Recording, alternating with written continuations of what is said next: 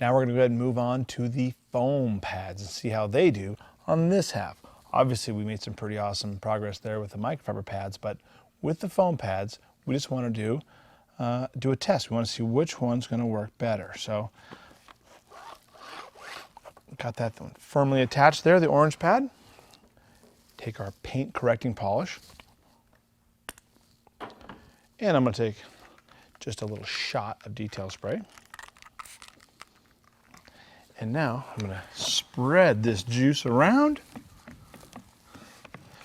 I've got my polisher still set on 5.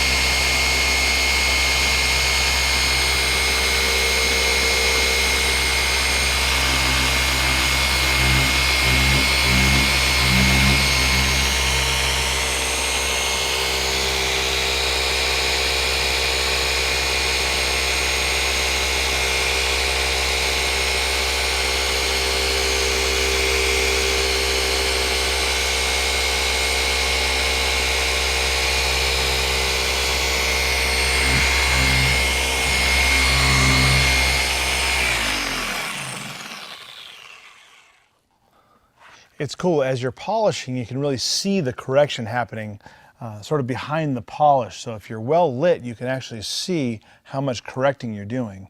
So off with the orange pad, in with the finer pad, which is the paint finishing polish pad. Nice and well attached. Okay. I don't need to use too much polish, remember that, especially with the foam pads. Okay. And a quick hit of the detail spray. I don't know if you noticed, but earlier what I did, as soon as I got to full speed, I feathered the trigger first to spread the polish out. As soon as I got to full speed, I used the set button to hold the trigger on wide open. This way, instead of me having to always be pushing down on the trigger, I can leave it on wide open and then control the polisher with both hands, okay? Makes it easier to control the polisher, and all the energy required to hold the trigger can now be used polishing the vehicle.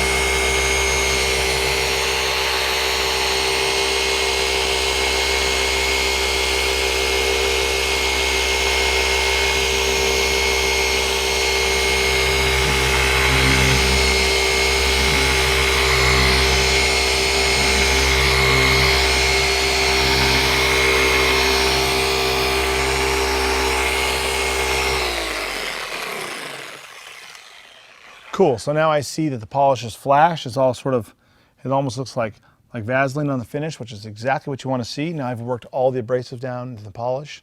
I've got it all the way flattened out. And now I want to see how we did with the foam pads to see which side we like better. Wow, that was pretty good too.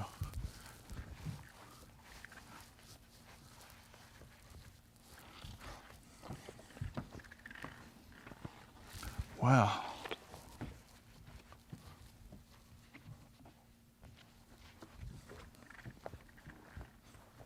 If what you're after is 95% better, we got there. We got there with both systems, 95% improvement.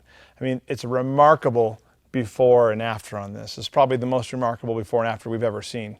But what I would do now, if this was my vehicle, I'd take two different systems and I'd combine them. That's why there's not foam or microfiber. There's really a combination, foam and microfiber.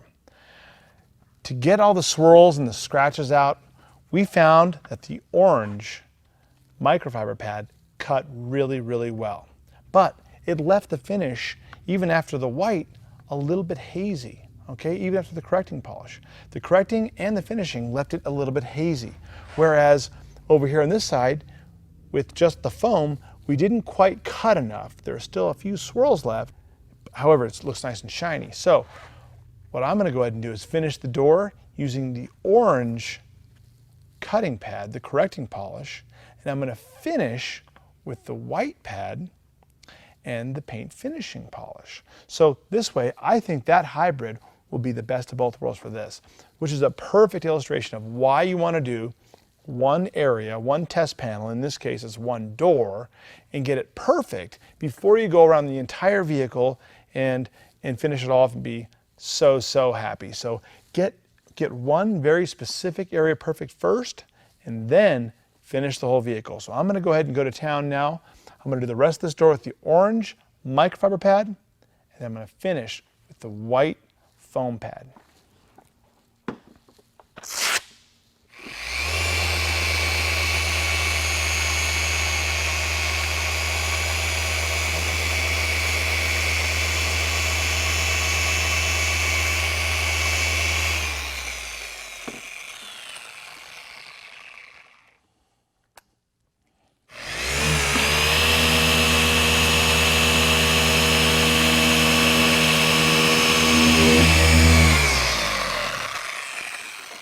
I forgot to mention, on a side note, I also took the machine, the Flex Polisher, from setting 5 to setting 6. I wanted to increase the speed a little bit, see if I could increase the level of correction.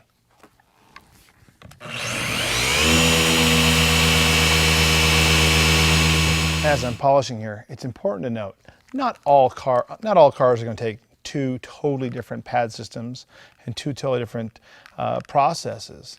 Realize that this has some pretty serious surface conditions, and finding the perfect combination of pads and polishes, we were able to get this thing looking pretty good. Now, since no two cars have had the same experience, except for when they drove out of the factory when they were built, every single vehicle is going to need a slightly different process to get to flawless. So after this, we'll see if we got there.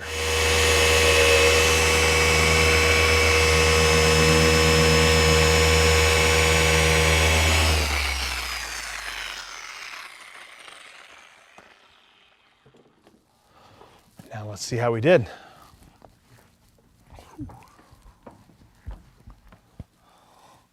That's looking pretty strong.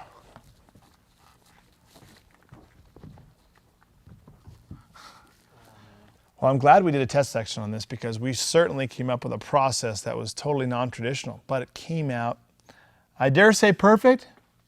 There's only a few scratches now that didn't come out with that process, but man, there's zero swirl. The paint's completely clear.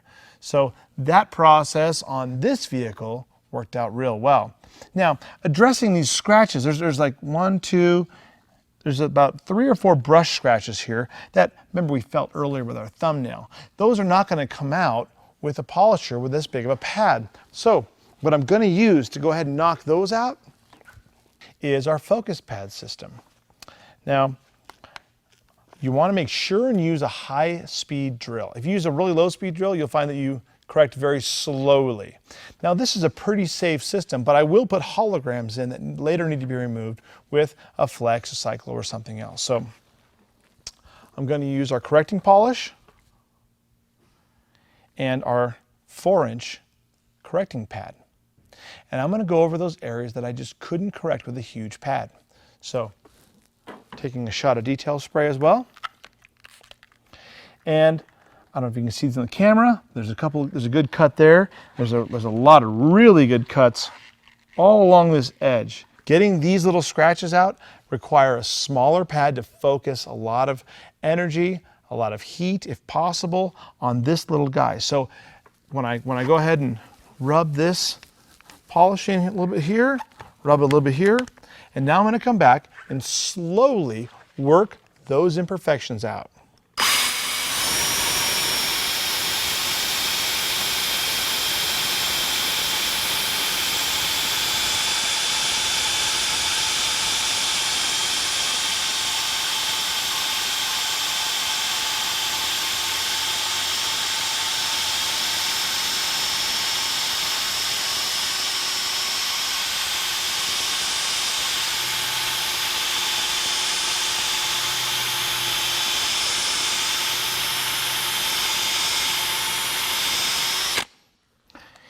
Here's a good tip. Always feel the pad temperature. If your pad temperature gets really high, then you want to shift to a new area. One, you're going to have a panel that's heated up. Two, you'll have the pad that's heated up. So I like to take 2 scratches or 3 scratches in different places on the vehicle and then go after them at the same time. This way, I can go from here and then come back over to here to these deeper scratches, and then say go to a different area. I got tons of scratches all around the driver's door handle, which is with every car. You always have most scratches around the driver's door handle.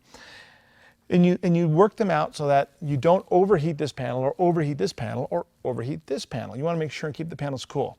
Here's an important tip too. Plastic heats up the fastest, okay? Then carbon fiber heats up the next fastest. Then fiberglass, then metal panels, okay? So if you're working on a plastic panel, make sure and check your pad temperature frequently. I'm gonna go ahead and put a little bit more detail spray on. I'm gonna come back after these scratches right here.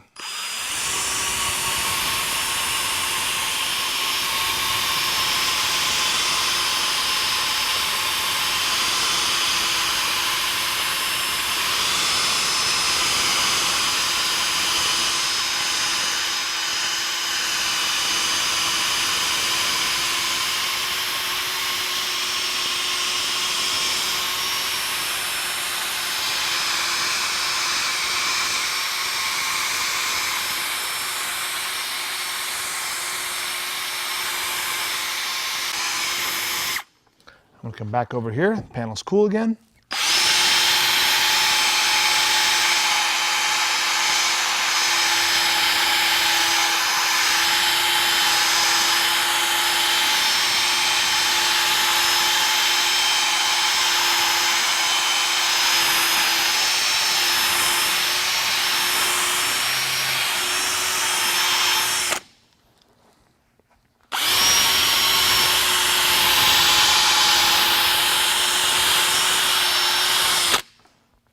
All right, looks good. So since I'm absolutely 100% positive that this process puts little baby buffing swirls, little holograms in the door or in the panel, I'm gonna go ahead and always follow, once I've used the orange pad on the focus pad on the drill, I know that using that rotary action is gonna leave me some holograms. So I like to follow always with the orbital polisher. So I'm going to use a little bit of detail spray. I actually can still see that I have plenty of polish in here. If I put it on the door, I can absolutely see that I have plenty of polish. So instead of adding more polish, making the pad full and making the polish not cut any longer, I want to just add a little bit of detail spray and I'll be able to totally activate the solids that are in the pad where the liquids have just dried off. So when people don't get good results, often I said, you know, are you using too much polish? And they said, well, I used about half a bottle on a car. Half a bottle on a car. Use less polish when you're using foam pads and you'll get better results.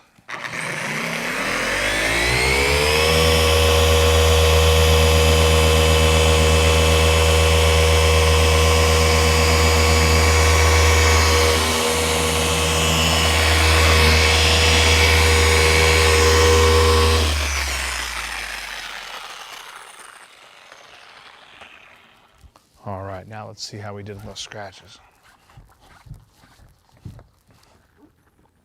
We done good on those scratches. I can't see them. Awesome. So that time, right on. That time we knocked those scratches out in one go round. I will tell you that's actually the exception to the rule. Normally you'd take 2 or 3 rounds of that exact process. You'd use the orange pad on the drill with the focus pads and the correcting polish, go over that area, go over the area, side to side, up and down, change places, go to another scratch, side to side, up and down, and then come back over it with the orbital, random orbit polish, or the cyclo tool, and you would come out looking pretty spanking good. So the difference in different vehicles and the difference in scratches, of course, is going to have a huge variance. There's no 2 scratches that are the same. Everything happened from a different process. So it'll take different processes to remove those scratches.